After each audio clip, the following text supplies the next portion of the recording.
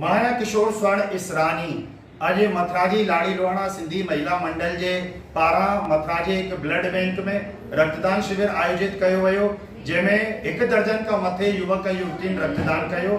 इन प्रकार ही रक्तदान शिविर में काफ़ी उत्साह नज़र आयो आहे। त अहिड़ी रक्तदान शिविर जी ॿी झलकियुनि लाइ तव्हां जुड़ल रहियो मूंसां गॾु, ठहियल रहियो मूंसां गॾु, ॾिसंदा रहियो किशोर स्वर्ण इसरानी सां गॾु सिंधी नॉलेज।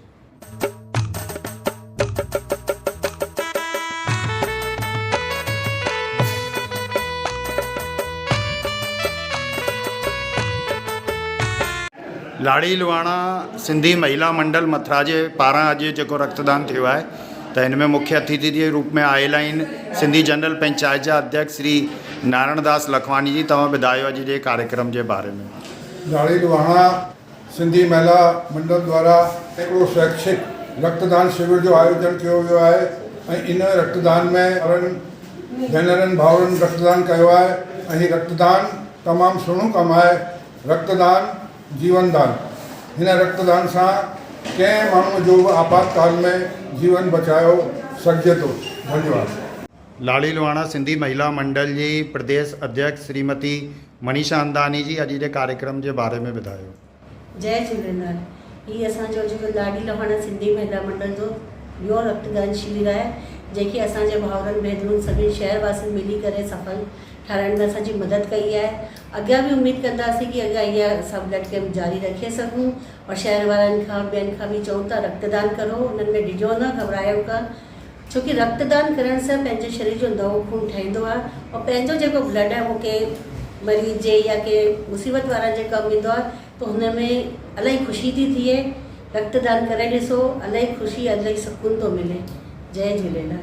लाड़ी लोहाणा सिंधी महिला मंडल जे पारां मथुरा जे हिकु ब्लड बैंक में रक्तदान शिविर आयोजित कयो वियो, जंहिंमें 1 दर्जन खां मथे युवक युवतियुनि रक्तदान कयो। हिन रक्तदान शिविर में लाड़ी लोहाणा सिंधी पंचायत जा प्रदेश महासचिव श्री रामचंद खत्री ऐं जिला अध्यक्ष श्री जीवतराम चंदानी ऐं सिंधी जनरल पंचायत जा अध्यक्ष श्री नारायण दास लखवानी जी, श्री बसंत मंगलानी सहित जेका भी सम्मानित पदाधिकारी हुआ सम्मिलित थिया, सभिनि उत्साहवर्धन कयो। अखिल भारत लाड़ी लोहाणा सिंधी पंचायत जा राष्ट्रीय सचिव श्री रामचंद खत्री जी, तव्हां ॿुधायो अॼु जे कार्यक्रम जे बारे में। अॼोको जेको कार्यक्रम आहे, लाड़ी लोहाणा सिंधी महिला संघ जी तरफ़ां रक्तदान शिविर लॻायो वियो आहे। ॾाढी ख़ुशी जी ॻाल्हि आहे। काफ़ी बरसनि खां माने हिन कार्य कनि पिया। रक्तदान हिकु महादान हूंदो आहे। एतिरो बढ़िया कार्य महिला संगठन करे पई, जंहिंजी असीं जेतिरी तारीफ़ करियूं घटि आहे। ऐं असीं चाहियूं था हमेशह हीअ त रक्तदान आहे, हर कार्य में महिला संगठन अॻियां अचे, जो हर कार्य उनजो सफल थिए। ये मुंहिंजी शुभकामनाऊं राष्ट्रीय अखिल भारत जी तरफ़ां ऐं उत्तर प्रदेश प्रांत जी तरफ़ां मां इन्हनि खे वाधायूं ॾेई करे शुभकामनाऊं ॾियां थो। ऐं हिन सां गॾु जेकी महिला मंडल जी पदाधिकारी आहिनि या उनजे संघ सां जुड़ियल जेकी सदस्य आहिनि, उन्हनि बि इन्हनि जो उत्साहवर्धन कयो। जय झूलेलाल। मूं अॼु 5वीं बार हिते रक्तदान कयो आहे ऐं मूंखे इलाही ख़ुशी आहे इन ॻाल्हि जी। अॻियां बि आउं यही चाहींदसि कि आउं हमेशह ही रक्तदान कंदी रहां, छो त रक्तदान करण सां पंहिंजो शरीर बि सही रहंदो आहे, नओं खून बि ठहंदो आहे ऐं समूह बि असांजो कहिड़ी बि असां मदद अगरि कंहिंजी करे था पायूं त उहो इलाही वॾी ख़ुशी जी ॻाल्हि आहे। जय झूलेलाल। लाड़ी लोहाणा सिंधी पंचायत मथुरा जा अध्यक्ष श्री जीवतराम चंदानी, तव्हां ॿुधायो कार्यक्रम जे बारे में। जय राम जी, जय झूलेलाल।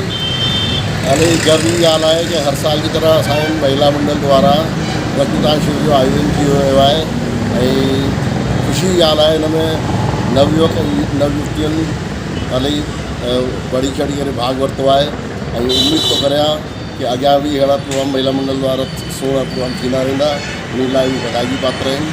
लाड़ी लोहाणा सिंधी महिला मंडल जी महासचिव श्रीमती कोमल नाथानी जी, तव्हां ॿुधायो। जय झूलेलाल। लाड़ी लोहाणा सिंधी महिला मंडल जी तरफ़ां अॼु ॿियो रक्तदान शिविर जो आयोजन कयो वियो, जंहिंमें 1 दर्जन खां मथे युवक ऐं युवतियुनि भाग वरितो ऐं सभिनि जो असां धन्यवाद था करूं, आभार था व्यक्त करणु चाहियूं कि उन्हनि हिन सुठे कार्य में असांजो साथ ॾिनो। असां डॉक्टर त कान था ठही सघूं, लेकिन हाँ हुननि जी मदद ज़रूरु हिन रूप में करे सघूं था। जय झूलेलाल। इन प्रकार ही रक्तदान शिविर में काफ़ी उत्साह नज़र आयो है। लाड़ी लोहाणा सिंधी महिला मंडल जी जिला अध्यक्ष श्रीमती भारती केवलानी जी ॿुधायो अॼु जे कार्यक्रम जे बारे में। जय झूलेलाल। रक्तदान करण वारे युवक युवतियुनि खे इलाही आभार थी व्यक्त करां। त हिन प्रकार सां लाड़ी लोहाणा सिंधी महिला मंडल जे पारां जेको रक्तदान शिविर थियो आहे इनमें सभिनी युवक युवतियुनि सुठो जेको उत्साह ॾेखारियो आहे। त हिन प्रकार जा जेका आयोजन आहिनि सभिनि खे असांखे पंहिंजे पंहिंजे शहरनि में करणा घुरिजनि ऐं अहिड़ी जेकी एक्टिविटी आहे उहा सभिनी शहरनि में थियणी घुरिजे। त अहिड़ी न्यूज़ुनि लाइ तव्हां जुड़ियल रहियो असां सां गॾु, ठहियल रहियो असां सां गॾु ऐं ॾिसंदा रहियो किशोर सुवाणे इसरानी सां गॾु सिंधी नॉलेज।